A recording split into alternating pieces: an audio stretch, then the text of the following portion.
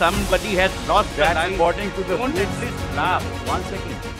कोलकाता के RG Kar medical college अस्पताल में 9 अगस्त को हुए ट्रेनी डॉक्टर की रेप मर्डर केस में सुप्रीम कोर्ट में सुनवाई थी।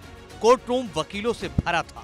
एक तरफ कपिल सिब्बल और उनकी टीम, दूसरी तरफ सॉलिसिटर जनरल तुषार मेहता और उनकी पूरी टीम। सीजेआई डीवाई चंद्रचूड़ की अध्यक्षता वाली 3 जजों की खंडपीठ सुनवाई कर रही थी। कोर्ट ने ट्रेनी डॉक्टर के शव के पंचनामा, पोस्टमार्टम और एफआईआर की टाइमिंग को लेकर कोलकाता पुलिस को सवालों के कटघरे में खड़ा कर दिया है। पुलिस की लापरवाही का अंदाजा इसी बात से लगा सकते हैं कि जज को कहना पड़ गया कि 30 साल में ऐसी लापरवाही नहीं देखी है।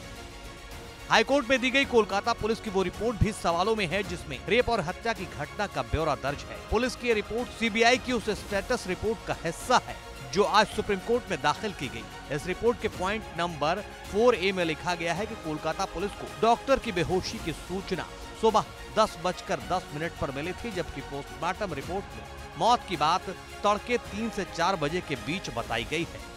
सीबीआई के स्टेटस रिपोर्ट और पुलिस की केस डायरी को देखने के बाद जजों ने पाया कि 9 अगस्त की सुबह घटना की जानकारी मिलने के लगभग 14 घंटे बाद कोलकाता पुलिस ने एफआईआर लिखी।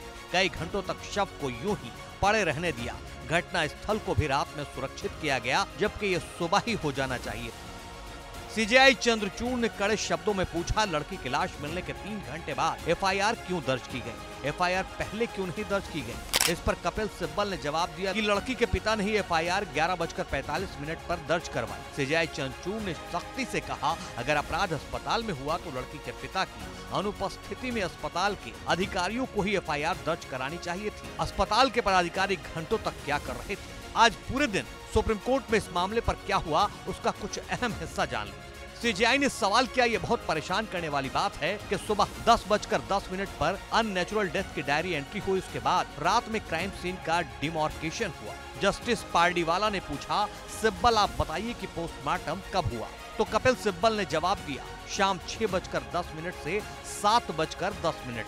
जज ने पूछा, जब आप बॉडी उठा रहे थे तब आपको पता था कि ये अननेचुरल डेथ है, फिर भी रात 11:45 पर एफआईआर हुई।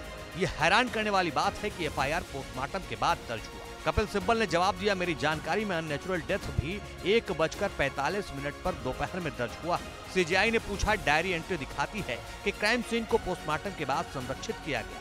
सीजेआई ने पूछा, हमें दिख रहा है कि अननेचुरल डेथ भी रात 11:30 पर लिखा गया है। तो सिब्बल ने जवाब दिया, ये पुलिस अधिकारी के पुलिस स्टेशन वापस पहुंचने के बाद की एंट्री है। जज ने पूछा, घटना स्थल पर कई अहम सुराग थे, लेकिन उसे संरक्षित करने में देर की गई। तो सिब्बल ने जवाब दिया, नियमों के मुताबिक घटना स्थल का मजिस्ट्रेट ने मुआयना किया, उसकी वीडियोग्राफी भी हुई। जज ने कहा, अपने घटना स्थल को संरक्षित करने में बहुत देर की, अहम सबूत मिट जाने का अंदेशा है।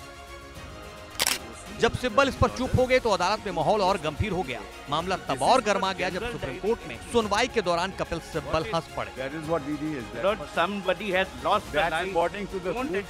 इस पर सॉलिसिटर जनरल तुषार मेहता ने सख्त नाराजगी जताते हुए सिब्बल को खूब सुनाई और कहा, एक लड़की का रेप हुआ है, उसकी हत्या हुई है, उसके माता पिता रो रहे हैं और आप कोर्ट में हंस रहे हैं।